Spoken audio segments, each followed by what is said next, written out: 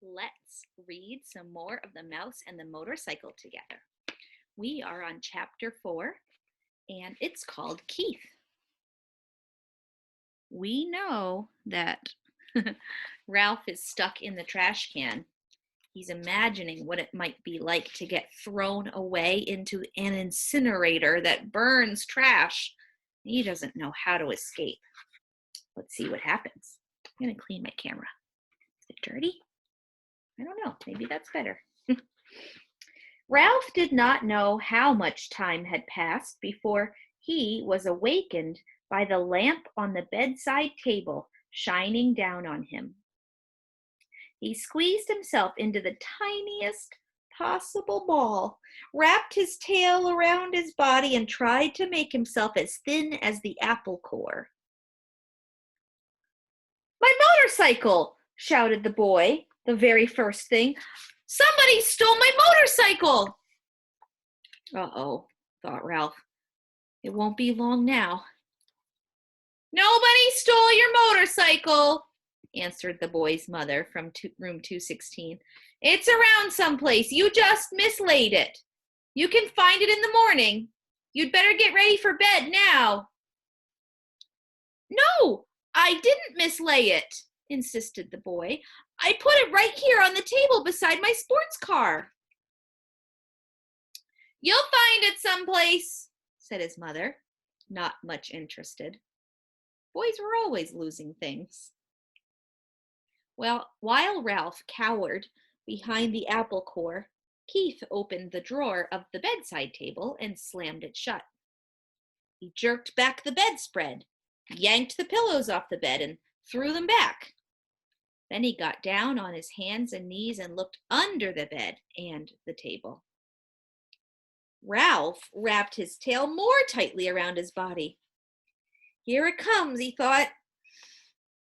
The boy's face appeared in the opening at the top of the wastebasket. Ralph's heart raced like a motor. "Ha!" said the boy to himself. "Here it is. I wonder how it got there." His hand came down into the wastebasket to seize the motorcycle and lift it out. Still leaning over the wastebasket, he examined the bent handlebar and the chipped paint. "That's funny," he remarked aloud. "It must have rolled off, but I don't see how it could." The boy did the natural thing for a boy to do. He looked into the wastebasket again. Ralph closed both eyes tight and waited. He wished he had not eaten so much of the apple core. If he had not been so greedy, the core would have been thicker and he would have been thinner. "Hey," whispered the boy, obviously very much surprised. "How did you get in here?" He was careful to keep his voice lower than the sound of the breezes in the pines outside the window. Ralph did not move. He was grateful to the boy for not touching the apple core, even though it was really no protection at all. "Psst," whispered the boy. "Are you asleep?" Still Ralph remained motionless except for a slight quiver of the whiskers, which he was unable to control. The boy was silent, but the mouse could feel the rhythmic drafts of his breathing. The boy must be thinking, but what was he thinking? That was what was worrying Ralph. "No," said the boy to himself. "No, it couldn't be."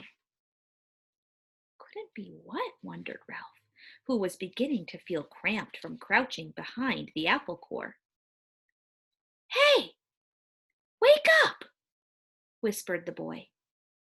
That was the last thing Ralph wanted to do. "Come on," pleaded the boy. "I won't hurt you." Ralph considered. After all, what did he have to lose? If he stayed in the wastebasket, he was almost certain to get dumped into the incinerator. He might as well come out from behind the core. If he did, he might find some opportunity to escape. Cautiously, he moved his head from behind his paws and opened one eye. The boy was smiling down on him. Encouraged, Ralph opened the other eye and lifted his head. "That's the stuff," encouraged the boy. "Now, come on, tell me, did you or didn't you ride my motorcycle off the bedside table?" This took Ralph by surprise. He had not expected the boy to guess what had happened. "Well, yes, I guess you might say I did," confessed Ralph, rubbing his aching muscles. "I thought so." Neither the mouse nor the boy was the least bit surprised that each could understand each other. Two creatures who share a love for motorcycles naturally spoke the same language. "That must have been some accident. Did it hurt much?" "Oh, some," answered Ralph with a display of bravado. "Anyway, I didn't exactly ride it. I really coasted off. The telephone rang and startled me. Now how about getting me out of here?" "Just a minute," said the boy. "How did you get up here in the first place?" "Climbed on the telephone cord." Ralph regretted his rudeness. He had better watch his tongue if he expected any help in escaping from the wastebasket. "Oh, of course," said the boy apologetically. "I should have thought of that myself." At that moment, there came a quick knock on the door to room 215 and the rattle of a key. "Help!" cried Ralph. "The maid! Don't let her see me!" Before the boy could do anything, the maid burst into the room. "Oh, excuse me." She seemed surprised to see a boy kneeling by the wastebasket. "I've come to turn down the bed." "That's all right," said the boy quickly. "I can do it myself. Thanks anyway." "Thank you," said the maid, backing out of the room. Ralph knew she was not anxious to waste time turning down the bed. As soon as she finished her duties, she was going out to the parking lot to meet a busboy, a college boy whose job was cleaning tables in the dining room. "Phew, that was close." The boy seemed every bit as relieved as Ralph. "I'll say," agreed the mouse. "Keith," called his mother from room 216, "are you getting ready for bed?" "Sort of," answered Keith. "You'd better come in our bathroom and take a bath," said his mother. "Aw, gee, Mom, do I gotta?" asked Keith. "Yes, you do," said his father. "And don't forget to brush your teeth," said his mother. "I won't," promised Keith. Then he whispered to Ralph, "You just lie low. I'll hurry and take a bath and get into bed and turn out the light. And after Mom comes and kisses me goodnight, we can talk some more." Lie low, indeed. Ralph was indignant. He couldn't lie much lower if he wanted to, and he certainly did not want to sit around waiting to talk. He wanted to get out of that wastebasket. Once he was out, he would see about talking, but not before. Ralph could hear the boy splashing in 216's bathtub and then hastily brushing his teeth in 215's wash basin. After this, there was the sound of a suitcase being opened and clothes dropped on the floor. The boy hopped into bed, and to Ralph's relief, the light was turned out. In a moment, Mrs. Gridley came in to kiss her son goodnight. "Night, Mom," said the boy, sounding as if he was already drowsy. "Good night, Keith," said his mother. "It looks as if we are going to have to stay here for a few days. Your father refuses to budge." "That's okay," muttered Keith, giving the impression he was almost asleep.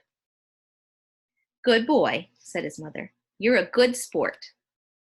"Good night, son," said the boy's father from the doorway between the two rooms. Keith did not answer. Instead, he breathed slowly and deeply, and, as Ralph thought, a bit too noisily. There was no sense in overdoing things. As soon as all was quiet in the next room, the boy swung his legs out of bed, fumbled around in his suitcase, and shone a flashlight into the wastebasket.